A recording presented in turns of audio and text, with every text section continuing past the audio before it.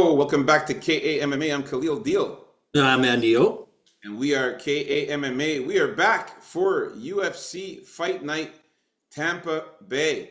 And this is going to be a really good card. The last card of the year, the last UFC card of the year, UFC Tampa. It's going to be Colby Covington versus Joaquin Buckley, one of my favorite fighters in the UFC. And we are going to talk about our early predictions for the prelims. Show was supposed to be yesterday, had some technical difficulties. We're back today to do the show, and we are going to go through the prelims. First fight is going to be Piera Rodriguez versus Josephine Knudsen, Davey Grant versus Ramon Tavares, Miranda Maverick against Jamie Lynn Horth, Miles Johns against Felipe Lima, Sean Woodson against Fernando Padilla, Drakkar Klose against Joel Alvarez, and the main event of the prelims is Michael Johnson versus Othman Azaitar. So we're going to get right into it with the first fight, which is the ladies going at it. Piera Rodriguez against Josephine Knudsen. Who do you have here, Andy O?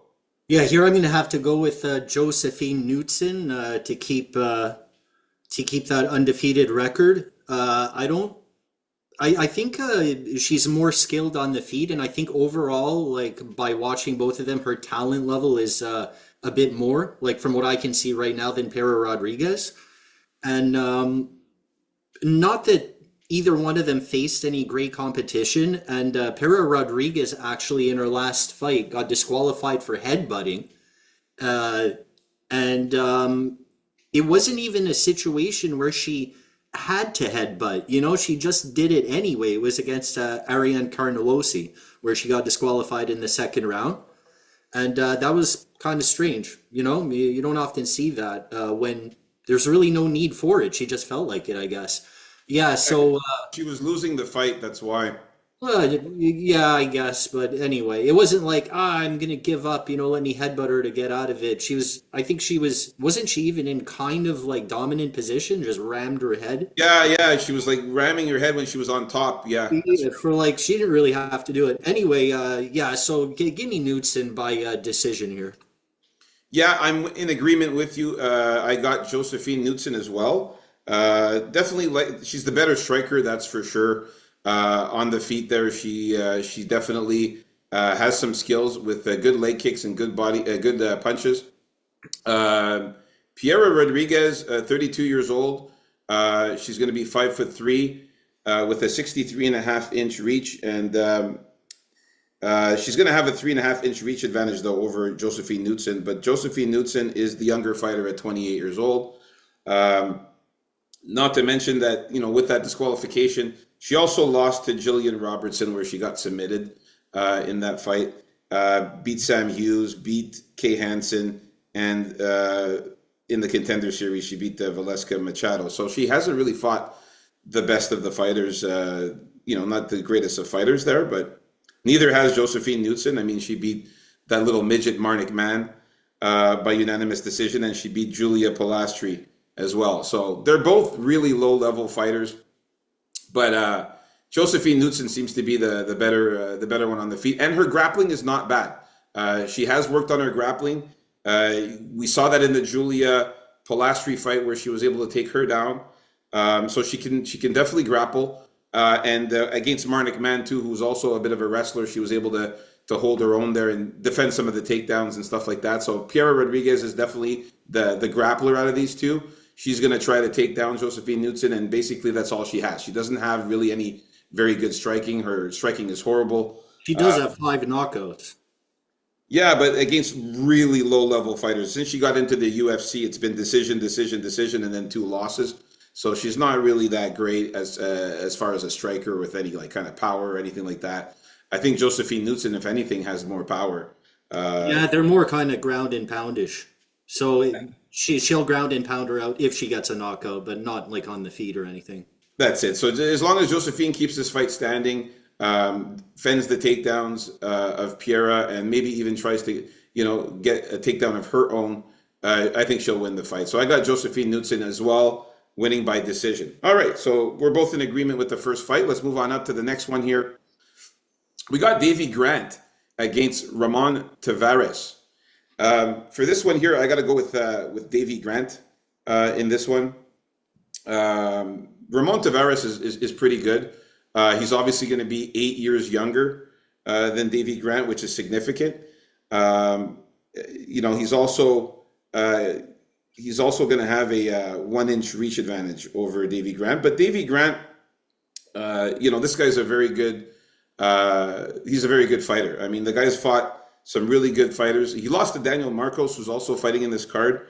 But he did sub Rafael Ansuncao and knocked out Luis Smolka. Lost to Adrian Yanez, who's also fighting in this fight, and lost to Marlon Vera. So these are decent losses. But Ramon Tavares has really not fought anybody of caliber. Serhi Sidey, and that was his UFC debut. And then he knocked out a guy in Cortavius Romeus in the Contender Series. So he's just getting into the UFC now. And he did lose to that same guy, Serhi Sidey, in the Contender Series, but then rematched him again and got then got the win when he got into the UFC. So, he's still very green, whereas Davy Grant, he's a vet, and he's a really good striker. I think he's got knockout power as well. I think he can probably knock out Ramon Tavares. We've seen Tavares get knocked out by Serhi Sidey. So I think that Davy Grant can get a knockout here in this one here. So I'm going to go with the veteran, the more experienced fighter, the fighter who's fought the better fighters. I'm taking Davy Grant to win by knockout. How about you, Andio? Yeah, I'm going to go with Davy Grant here. I don't think unless he's completely washed up, I think he squeaks out a win here. As far as the fighting goes, he's the one that has a bit more of a ground game, so I expect him to use the ground game, but really only if he gets kind of hit and he doesn't like it, because this is going to be pretty much a stand-up fight. And I like Davy Grant's kicks, so I think if he uses them well, it's going to bother Ramon Tavares.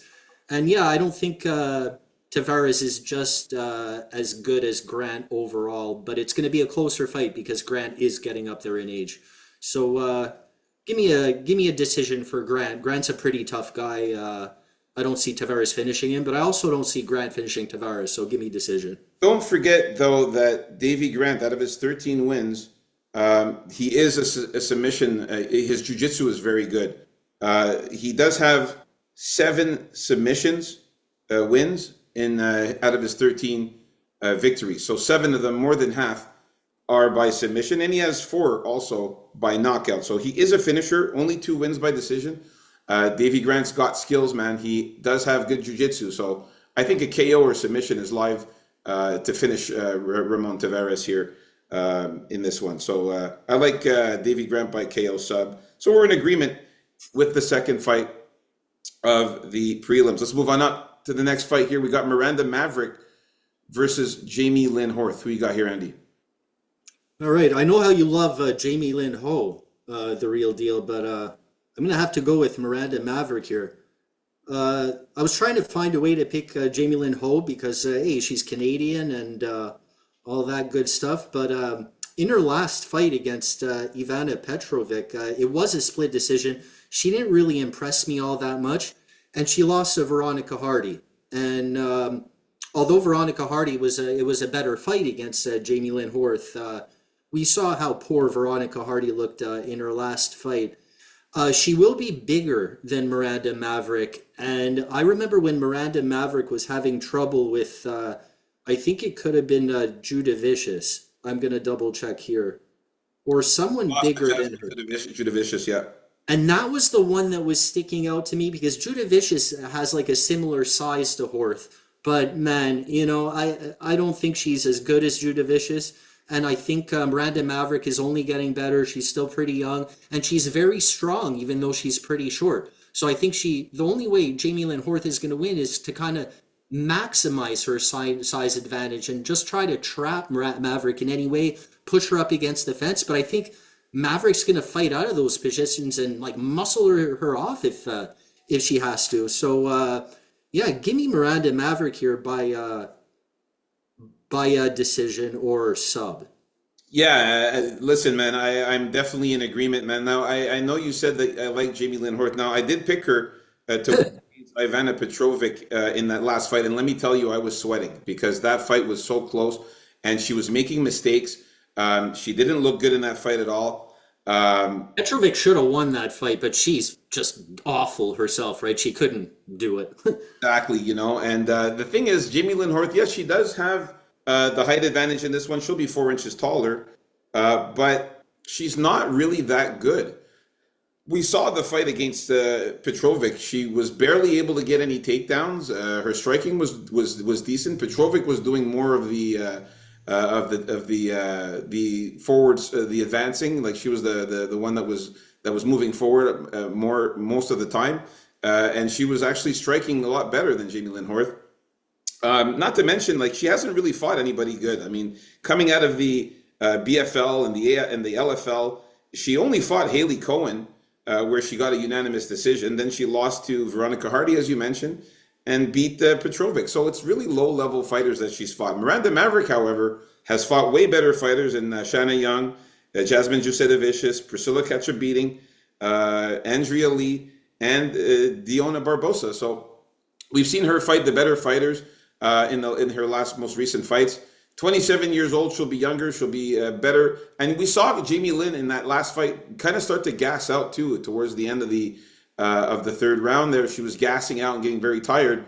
Miranda Maverick, we never see her gas out. She's got very good cardio, amazing at grappling and takedown. So I see Miranda Maverick using her wrestling and her jiu-jitsu as well to take down Jamie Lynn Horth. Her takedowns are really good.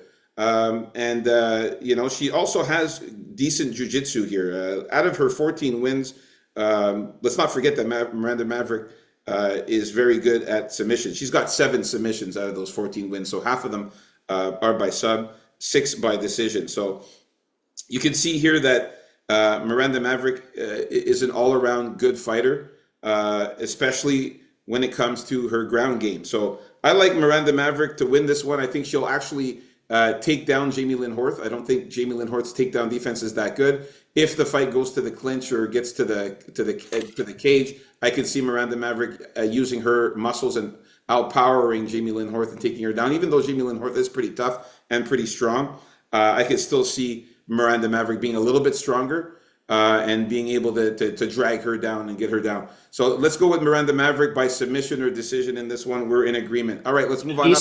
Based on some more MMA math here, I don't think Jamie Lynn Horth is of the caliber as the girls Mavericks losing to. Like I mentioned, the Judavicius loss, but she loses to Blanchfield and Macy Barber, right?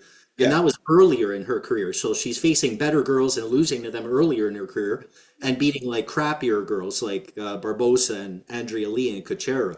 So I think that Hoare falls into this category of lesser fighters. So she should really win this one. Yeah, she should definitely win this one, man. Like, I just talked about the last 5 fights, but yeah, prior to that, she's fought like a lot better fighters than Jamie Lynn, that's for sure. All right, let's move on up to the next one. We got Miles Johns versus Felipe Lima. For this one here, not much science. I'm going with Felipe Lima, man. This guy is really, really dynamic and explosive. We saw how good this guy was when he fought Mohamed Naimov in his UFC debut on short notice. Yeah, he did look good in that one, but you gotta say, man, Naimov looked like he underestimated this guy. I'm not saying he didn't look good, but Naimov, man, he was a weight bully to begin with. He thought he would run over in Lima in that short notice fight, but he got a rude awakening on that one, eh? Let me tell you, I had money on Naimov and I lost that bet and I was very upset. So I remember this fight. Felipe Lima looked very, very good in that fight. Now, Miles Johns, he's going to be 30 years old. We see that Lima is 4 years younger. They are about the same height, and Lima's got a 2-inch reach advantage, which is good to see. Lima 13 and run. The guy has been on a tear here in the lower level events. He was looking fantastic. Got a flying knee finish in the FCR event, and like I said, the submission against Mohamed Naimov was very nice. Miles Johns, he's still good, of course. But I could see Miles Johns being too slow for Felipe Lima. I think Felipe Lima is going to be faster, quicker on the feet. He's got very good striking as well. He's dangerous, and he's also got very good takedowns and submission game. So Miles Johns is a decent wrestler, but at times he's kind of sluggish out there and can also throw looping shots, which I think Felipe Lima will be able to dodge and counter with some very powerful strikes. I'm gonna go with Felipe Lima to win this one. How he wins it here, out of his 13 wins, he has 4 knockouts and 3 submissions, 6 decision wins. I say KO sub is probably a good one here for Felipe Lima. What about you? Yeah, I gotta go with Felipe Lima here. I was never completely sold on Miles Johns as a great fighter. I think he's really simple and pretty one-dimensional. Uh, he also gave up a bit on being that pure takedown guy because he kind of fell in love with that, as you said, that big looping overhand right, which is his kill shot, and it's very dangerous, but it's kind of easy to see most of the time. And last time I picked Douglas Silva de Andrade to beat him, but I forgot that he was facing someone even simpler than him in that fight, and he ended up getting the win there, and he beat Cody Gibson, like the fight before that. So, man, I think Lima's going to be too varied. He's going to be quicker, like you said, also, I believe, and I think he's going to have too much variety for Miles Johns. And I think his work rate is going to be too much for Miles Johns to continuously be able to rely on his takedowns because he will get tired if he does.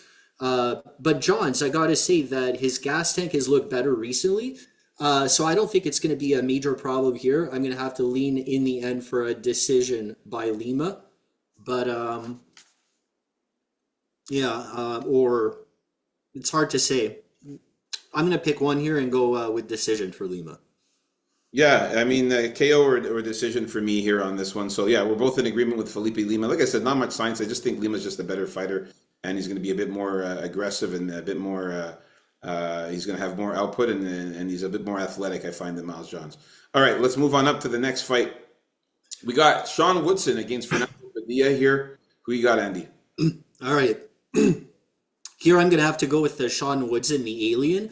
I think while he's facing a guy like tall and rangy like him, I think Woodson, he is a little taller, a tiny bit rangier, and I think he's one of these fighters that really knows how to use his reach in his like usually pitter patter volume boxing style. So that's what I think is going to happen here if he can avoid that the more powerful shots from Padilla, which I think will be able to because he's very responsible defensively. He's going to dance around the ring. He's going to, use his reach and keep Padilla away from him just like he does most of his fights. There could be a scary moment or two with Woods in here, but I just see more volume and I see him being safe and avoiding the bigger power shots by Padilla. It may not be easy, but I see him also getting a decision here because Woodson, not that much power. What about you, Real Deal? Yeah, I think he outvolumes him. He outpoints him here. I got to go with Sean Woodson as well. I think he outpoints Fernando Padilla. Fernando Padilla is a bit slow too in the cage. He tries to walk you down. He's very slow, but Woodson has very long limbs. He's got very long arms and long legs, a very short torso. So he's built kind of he's built kind of strange. A giant head. With a giant head, yeah. So like, what I like about him is he likes to. That's why they call him the sniper. He likes to stay at a distance and snipe you. So he'll throw punches that'll land. He'll throw jabs. Constantly throw some leg kicks and some knees. And he's going to pitter patter, like you said, and pick apart Fernando Padilla at range. Land some very good strikes and just going to outvolume Padilla there. He's not a knockout artist. He's a decision machine. All of his last fights he won were by decision, except for in 2021 when he knocked out Colin Anglin. But most of the time when he wins, it's by split decision or decision there. He looked very good against Alex Caceres in that last fight there, was dominating in that fight. Yeah, I could see Sean Woodson just piecing him up. Fernando Padilla getting frustrated, trying to get in close, but not being able to get close enough to land those power strikes that he wants to land. and I don't see a takedown threat for Padilla at all here. He's not a guy that really gets many takedowns or tries to wrestle. He's also not the easiest to take down, Woodson. Yeah, yeah, and Woodson's also got very good takedown defense as well. So, yeah, I like Sean Woodson here to win this one by decision. I think he just outscores and outpoints Padilla, does more work in the strikes. All right, so we're in agreement with all the fights so far in the prelims. This is looking good. Let's move on up to the next one here. We got Drakkar Klose against Joel Alvarez. This one is going to be close, no pun intended. I like Drakkar Klose. I mean, the guy's a very good fighter. He's been one of my favorite guys too to fight. But the thing about Drakkar Klose is that when he gets hit or when he gets pressured, he doesn't fight as well. You remember in the face-offs when he faced off against, I think it was Rafa Garcia, who like pushed him or something like that. Oh, that was Jeremy Stevens. Jeremy He pushed him and he messed up his neck for like a year, apparently. Like he just fucking pushed him there, and then like he was like fucked up for so long after that. Like it seems like Drakkar Klose. I don't know about his durability that much. I don't think he's that durable. Joel Alvarez is a killer. Okay, this guy is a killer. He goes out there and he finishes people. Okay, out of his 21 wins, you're going to be surprised. But out of his 21 wins, it's absolutely insane. He has a whopping 17 submissions. The longer you do this show, the less surprised you are when Alvarez comes up, you know? Yeah. And 4 knockouts. So every single one of his fights, he has won by finish. Okay, this guy's a killer. He goes out there, it's kill or be killed for him.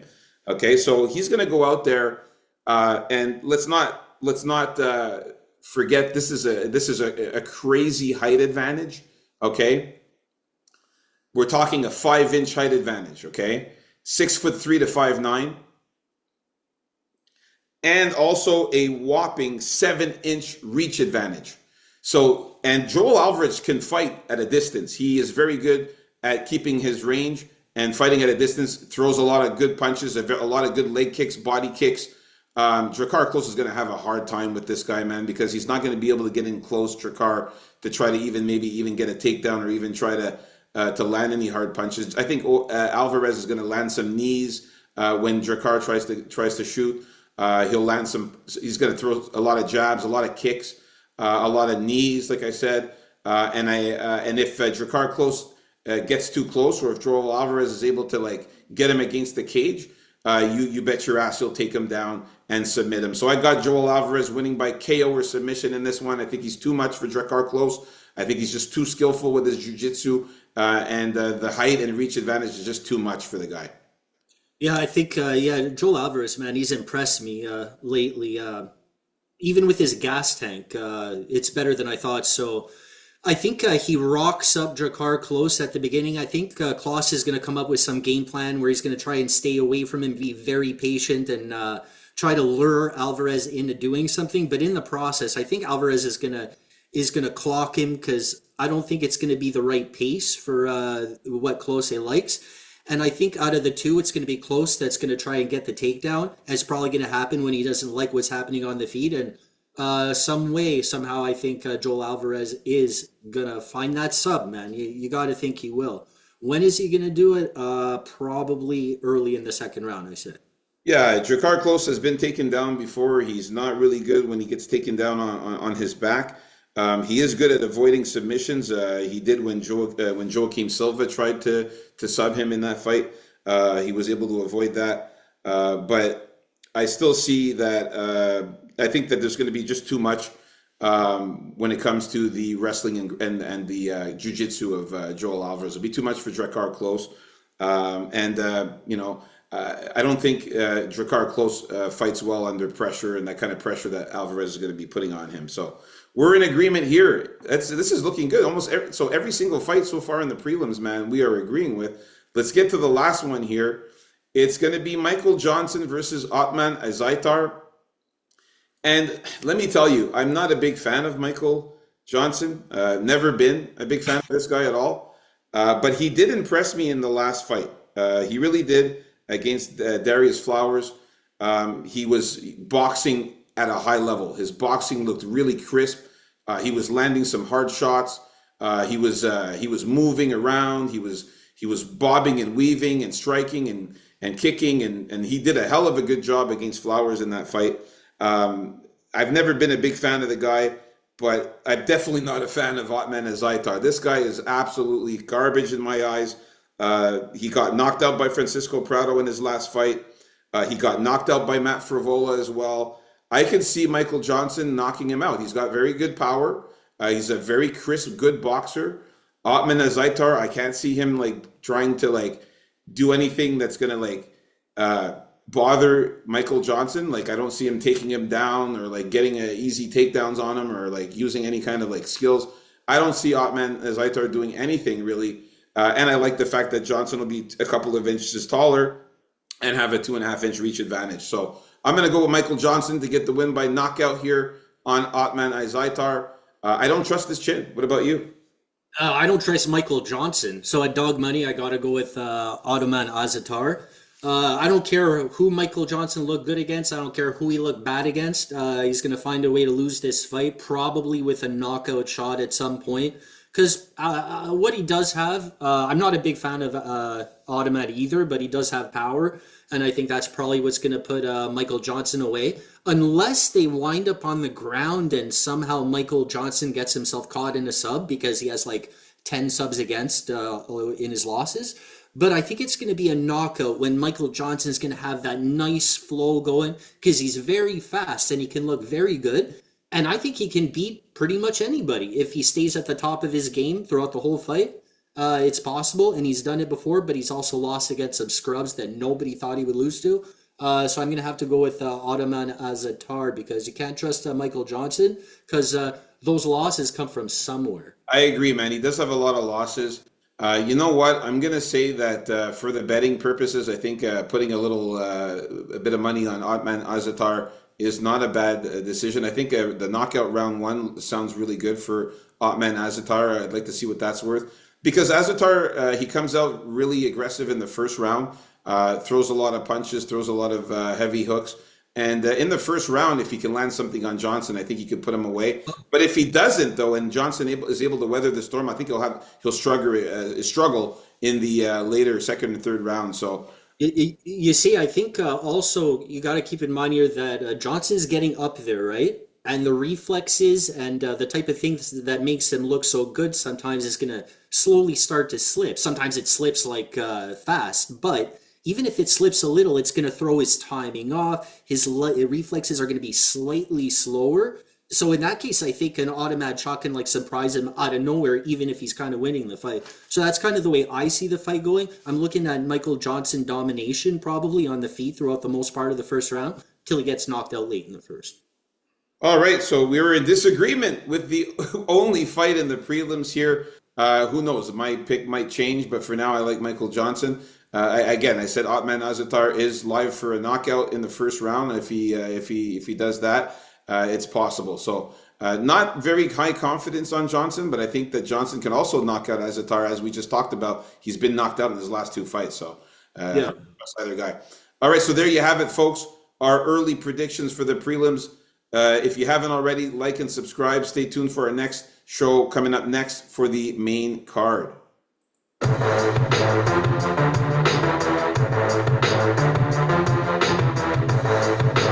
Peace out, folks. KAMMA.